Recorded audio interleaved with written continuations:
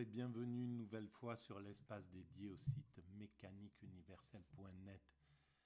Le site qui essaie de démontrer de façon rationnelle que l'humanité suit un chemin bien particulier, bien précis, sans le savoir. Intuitivement, elle vise à atteindre sa perfection.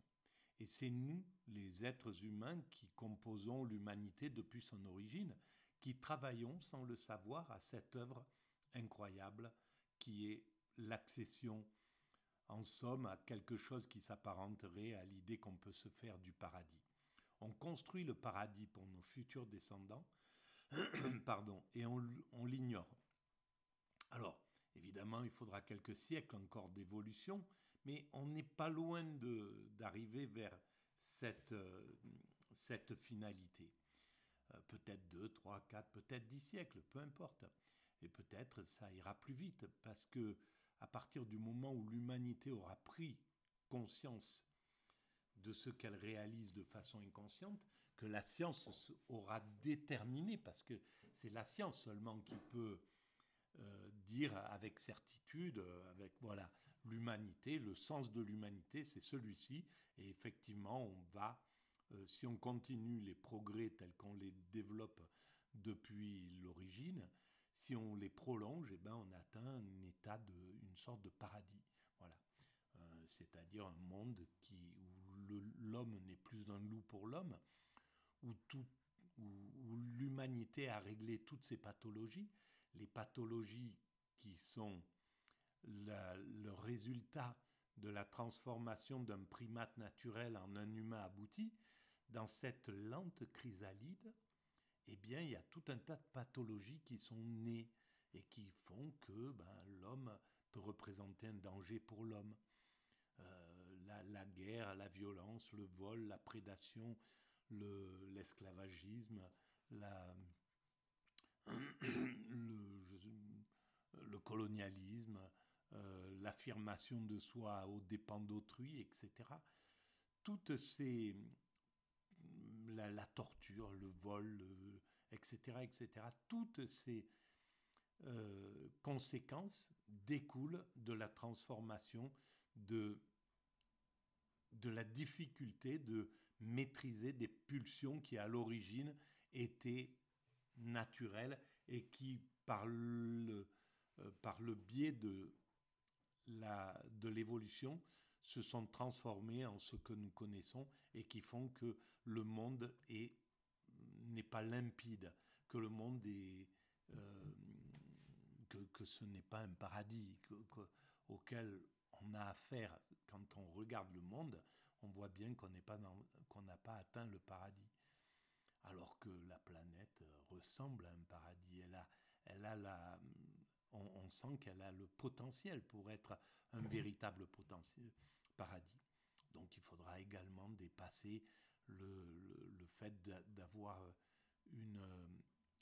un effet négatif sur la planète. Donc avoir atteint le 100% écologique, que l'homme n'ait plus aucun impact négatif sur la planète. On parviendra à ça, évidemment.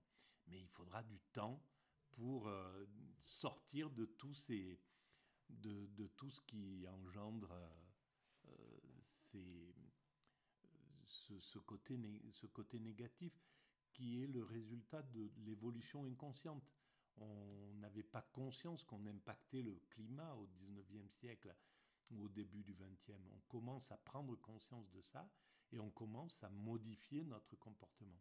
C'est un des grands travaux de l'humanité.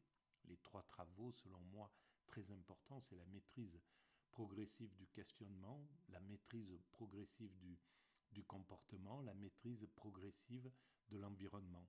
Du questionnement pour sortir de l'angoisse de l'inconnu, la maîtrise du comportement pour devenir un agneau et non plus un loup pour l'homme, et la maîtrise de l'environnement pour justement éliminer le danger que nous faisons courir à la planète et donc à nous-mêmes. Voilà. Alors, je vais reprendre le travail à partir de cet ouvrage que j'ai commencé, c'est la 9e vidéo sur Louis Lavelle, l'erreur de Narcisse, à partir de Louis Lavelle. Et donc, je découvre, j'en suis juste à la préface, qui résume un petit peu son travail, et c'est vraiment intéressant parce que la perfection dont je parle, l'humanité cherche à atteindre sa perfection intuitivement, c'est l'accession à l'extase, l'accession au bonheur suprême, l'accession au plus haut degré de l'esprit et du plaisir humain. Voilà. Donc, on va vers ça, et c'est une perfection spirituelle en somme, mais qui n'est pas rattachée à une religion particulière, qui englobe toutes les grandes spiritualités et toutes les grandes philosophies également. Et donc, je pense qu'il a compris tout ça, Lavelle. Alors, on y va. Je lis, je découvre en même temps et je commente éventuellement. Un troisième trait caractéristique de la spiritualité de Lavelle est le dépassement et l'abandon du volontarisme. Voilà, alors il y a plusieurs points qui font qu'on va vers cette... Pour Lavelle, on cherche à atteindre aussi... La spiritualité cherche à atteindre un point intéressant. Il ne cite pas la perfection, mais elle est sous-jacente, elle est là. C'est un philosophe chrétien, donc il a l'idée de la béatitude, d'atteindre cet état dont parlent les saints du christianisme. Et donc il faut passer par la maîtrise, par l'humilité. Alors il y a l'humilité, il y a l'abaissement de volontaire, l'anéantissement, le vide, la transparence, c'est aussi un des fondements, devenir transparent, devenir limpide, ne plus avoir la possibilité de cacher un mauvais comportement. Et quand on atteint l'extase, on a le cerveau limpide absolu. On est dans la limpidité absolue. Et c'est la vidéo précédente. Donc, si vous voulez en savoir plus sur la transparence, vous allez écouter la vidéo précédente. Et donc là, c'est l'abandon du volontarisme. Toute la philosophie morale est marquée par une exaltation de la volonté. Alors, voilà, il faut faire un effort sur soi dans la philosophie morale pour atteindre un degré de haute spiritualité. Il faut maîtriser ses pulsions, maîtriser son ego, etc. Donc il y a un volontarisme. Et c'est une des voies pour atteindre l'extase. Mais ce n'est pas la seule. Donc la volonté qui a sa source dans le stoïcisme antique et sa valorisation de la maîtrise de soi, de l'empire de la volonté sur les passions. Voilà, ça découle de ce phénomène. Et le christianisme est empreint de ça, en fait. À l'époque moderne, le volontarisme s'exprime au niveau pratique dans la philosophie morale de Kant et au niveau cosmologique dans la conception de l'évolution chez Bergson. Ah, il y a la volonté chez Bergson. L'évolution, c'est la volonté. Alors, la volonté, c'est le moteur, évidemment, de l'humanité. On voit bien que c'est ça qui nous traîne, qui développe ce progrès. On veut faire des routes, des avions, des choses pour aller à la rencontre des autres, construire des choses pour unifier. On sent bien que c'est la volonté qui est le moteur derrière. Mais c'est pas la seule voie pour atteindre cet état de perfection. Pour Kant, le devoir est affaire de pure volonté. Tu peux, donc tu dois. C'est l'intention au sens de la tension du vouloir qui fait la valeur de l'action. Pour Bergson, la vie, qui est de l'essence de la conscience, manifeste dans son évolution une grande volonté qui s'épanouit en gerbes, vie végétale, vie animale, vie humaine. Donc c'est l'évolution, il avait raison, bien sûr.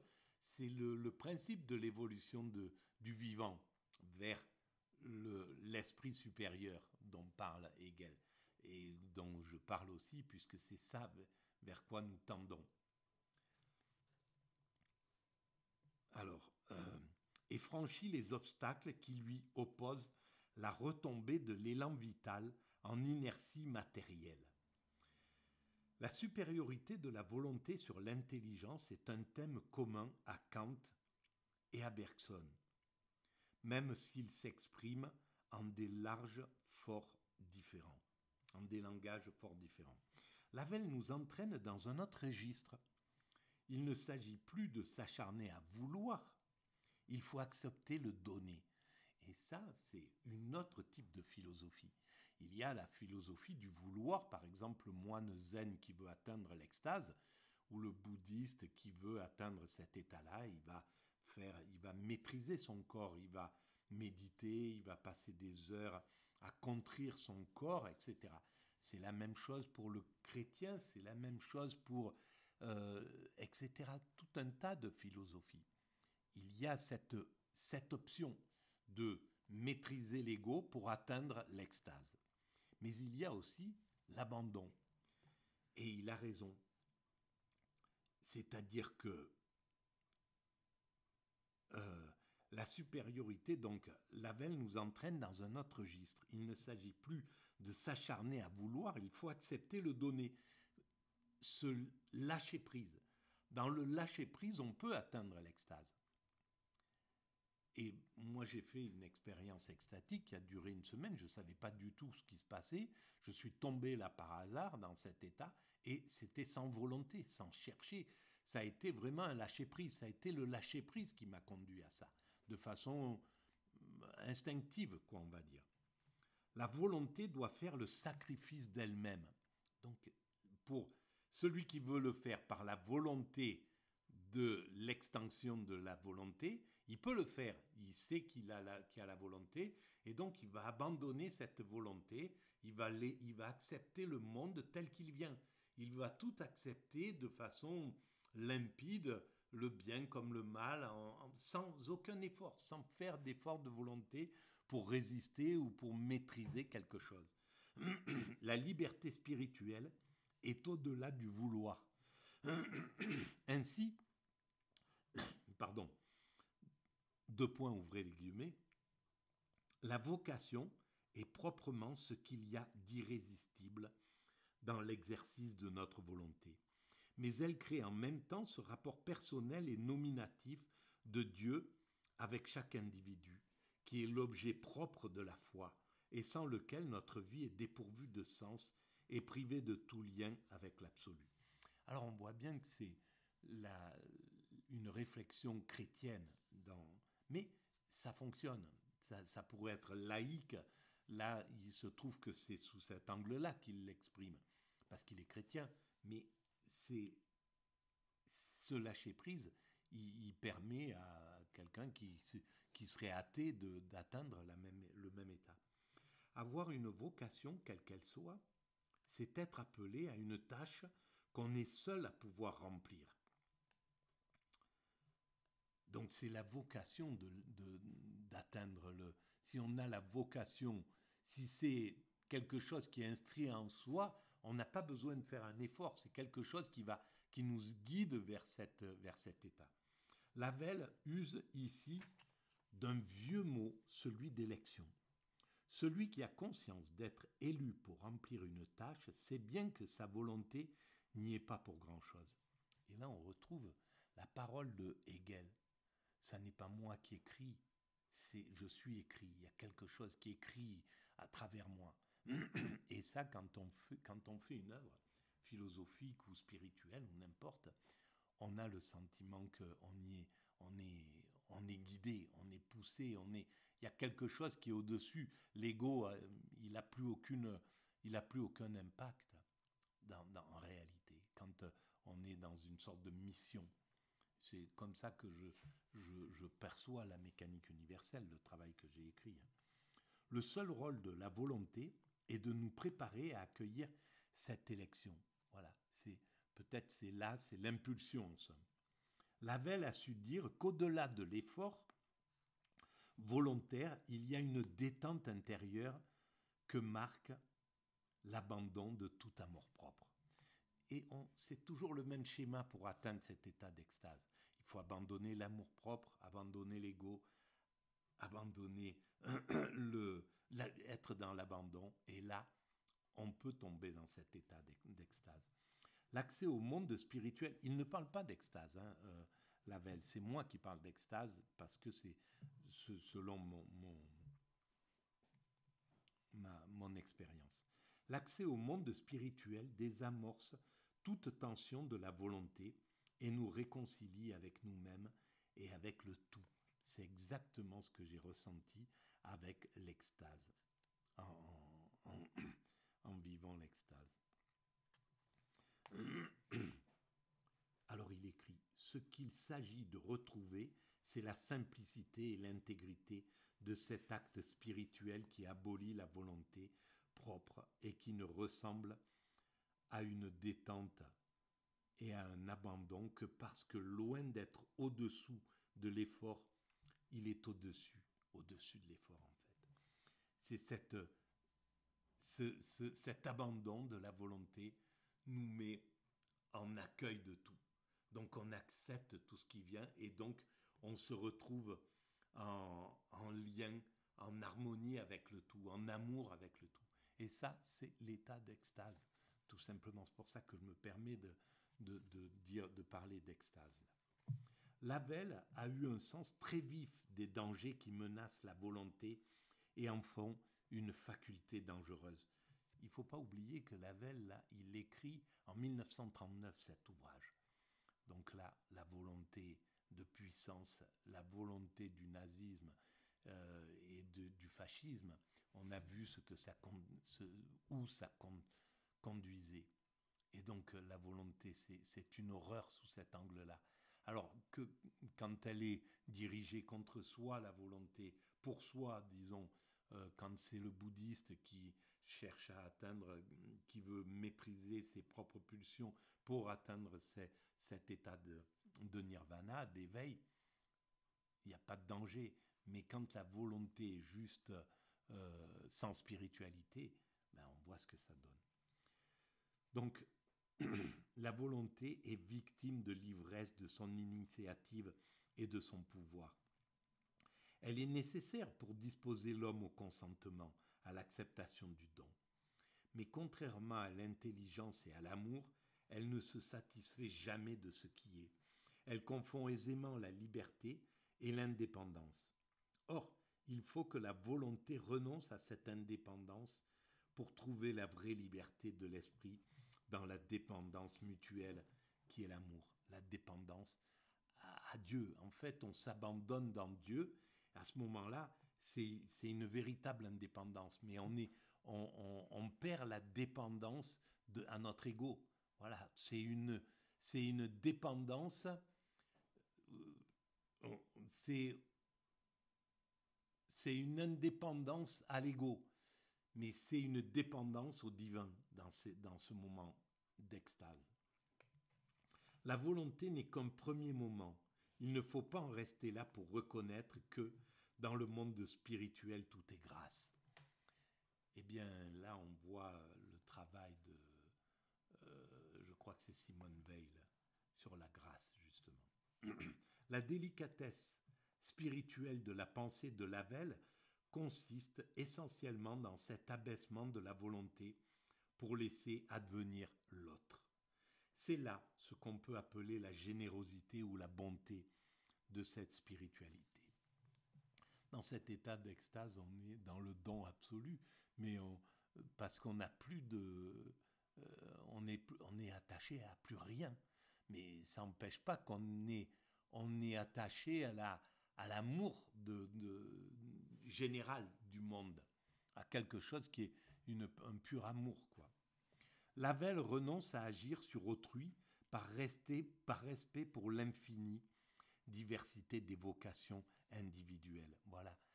Dans cet état d'extase, on fait plus aucun, on n'intervient plus sur le monde. Donc tout est parfait.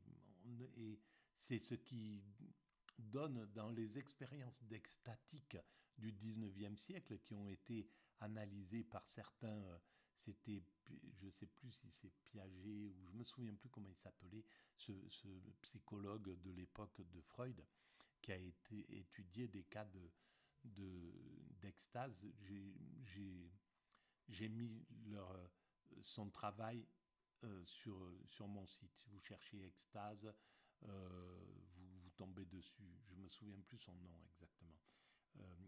Il faudrait que je le regarde. Et donc, il étudie des cas d'extatique et ils sont dans un état de béatitude et ils n'interviennent plus. Il y a quelqu'un qui tombe devant eux, ils ne vont pas chercher à le ramasser ou à faire quelque chose. Pour eux, c'est exactement ce qui doit venir. Tout ce qui vient, c'est comme ça. Et il n'y a plus d'effort à faire. Donc, c'est un état de contemplation, mais qui n'est plus actif pour gérer ce genre de choses, par exemple. Pour intervenir, pour défendre quelque chose, pour se défendre soi-même. C'est plus possible dans cet état-là. Chaque être humain est un mystère et la délicatesse de la conscience est de savoir le reconnaître. L'indélicatesse et la grossièreté consistent au contraire à écraser ce mystère personnel. C'est une conversion du regard que nous propose Lavelle. Il s'agit en effet de voir l'autre dans la lumière de Dieu qui est notre source commune. Quand on voit l'autre comme étant Dieu, comme étant du divin, ça change tout. Mais en fait, dans l'état d'extase, on voit tout comme ça. Tout le monde correspond tout appartient à Dieu, tout est constitué de Dieu. Donc, il y a un respect absolu pour tout. L'abandon de la volonté nous fait entrer dans le domaine de l'amour. Il s'agit d'une conversion spirituelle. Exactement, quand on a abandonné l'état supérieur de l'extase, c'est l'amour absolu, en fait. Sommes-nous encore dans la réflexion philosophique ou déjà dans une pensée théologique ? En un premier sens, on peut dire que Lavelle, comme après lui Vladimir Jankélévitch, sécularise un patrimoine chrétien d'une richesse exceptionnelle. Les notions d'élection, de désappropriation, de commerce, des consciences ont une résonance théologique classique. En un second sens, la conversion spirituelle, selon Lavelle, se distingue de la conversion religieuse en ce qu'elle est active et volontaire et ne suppose aucune grâce surnaturelle. La conversion spirituelle, elle est pas religieuse, c'est autre chose. Mais elle peut se développer au sein d'une religion, il n'y a pas de problème. Mais c'est pas la religion, c'est indépendamment de ça. Il écrit dans une lettre: quoi de plus beau et qui puisse donner à la vie une signification plus pleine et plus forte que de voir en elle l'exercice de notre liberté, par laquelle nous créons nous-mêmes notre propre destinée, associés ainsi constamment à l'œuvre créatrice, incapables d'être forcés dans aucune de nos déterminations et d'être jamais réduits au rang des choses, et certains de toujours trouver au fond de nous-mêmes des ressources et un soutien qui ne nous manqueront jamais. Dans cet état d'extase, on se laisse porter et on est les créateurs constants de ce monde en réalité. On ne construit plus donc c'est pour ça que le monde doit être finalisé pour atteindre cet état d'extase, pour que l'humanité dans son ensemble atteigne cet état d'extase. Mais dans cet état, c'est une création permanente. On est au contact c'est un acte d'amour, c'est un peu comme si on devenait une sorte de fleuve d'amour qui répandrait au lieu de l'eau, de l'amour, de l'amour, de l'amour vers toutes les choses. Et c'est en ça qu'il est créateur. Voilà, je vais arrêter là. Ou s'il vaut peut-être mieux que je continue. C'est là cette conversion spirituelle qui est la révélation de notre liberté intérieure. Parce que dans cet état, on atteint la liberté absolue. Et donc, elle est intérieure, cette liberté. Il est certes des philosophies sans révélation laborieuses comme celle de Kant ou de Husserl. Elles nous apprennent le sens et la valeur de l'effort intellectuel. Mais il est d'autres philosophies pour lesquelles l'expérience métaphysique et la révélation de l'intériorité vivante. La philosophie de Bergson est de celle-là, et Péguy raconte que les auditeurs du Collège de France venaient écouter Bergson avec l'assurance que quelque chose du sens de la vie intérieure et cosmique leur serait révélé. Je comprends tout à fait. C'est exactement ce qui devait pouvoir émaner de Bergson dans sa quête, qui était spirituelle évidemment. Avec Lavelle, ce qui nous est révélé est le mystère de notre intimité personnelle. Révélation et non pas seulement travail de réflexion, car il s'agit de passer à un tout autre ordre de réalité que celui de l'analyse quotidienne. Il s'agit d'entrer dans une expérience métaphysique. Ce n'est pas pour Lavelle une expérience exceptionnelle, contrairement à l'intuition bergsonienne, qui est le fruit d'un long travail aboutissant à la saisie de la dureté, de la durée elle-même, par une coïncidence passagère. L'expérience métaphysique dans la pensée de Lavelle est l'accomplissement de la conscience de soi dans l'espace spirituel. Il écrit « Tous les êtres sont appelés à quitter l'espace matériel qui est le règne de la contrainte, de la douleur et de la guerre et doivent apprendre par degrés à habiter et à vivre dans un espace spirituel où règne la liberté, la paix et l'amour. Là, tout est aéré, mobile et transparent. » Je vais arrêter là. Et là, c'est vraiment ce vers quoi l'humanité va. Donc, il faudra qu'elle dépasse la guerre. Il faudra qu'elle dépasse le désir de dominer autrui. Il faudra qu'elle dépasse le nationalisme. Il faudra qu'elle dépasse les frontières. Il faudra qu'elle dépasse les appartenances religieuses. Il faudra, etc., pour aller vers cette unité, vers l'appartenance absolue, l'appartenance au divin et à la création. Et ça, c'est dans le programme dont je parle, que l'humanité inconsciemment suit, sur lequel elle travaille. Voilà, je vais arrêter là ma petite digression sur cela. Il reste encore une petite page là-dessus, je vais la faire dans la foulée.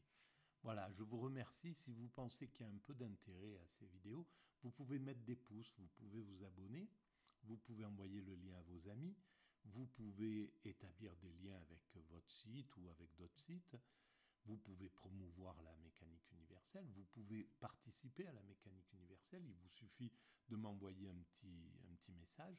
Si vous avez des envies de participer, c'est avec plaisir. Vous pouvez laisser des commentaires et vous pouvez aller visiter le site mécaniqueuniverselle.net où je développe toute cette théorie. Voilà, là je la précise simplement en fait, en utilisant ces vidéos. Voilà pour cette petite vidéo sur Louis Lavelle, l'erreur de Narcisse. Je vous dis à très bientôt et merci encore une fois de votre patience, de votre bienveillance et de votre écoute. Si vous êtes arrivé à ce degré, j'aimerais que vous m'envoyiez juste un petit message pour savoir s'il y en a quelques-uns qui vont jusqu'au bout de la vidéo. Si vous arrivez à cet endroit-là, envoyez-moi un petit message juste avec un pouce ou avec « ça y est, j'ai atteint le bout » ou je ne sais pas. Voilà, comme ça je le sais. Merci en tout cas et à très bientôt.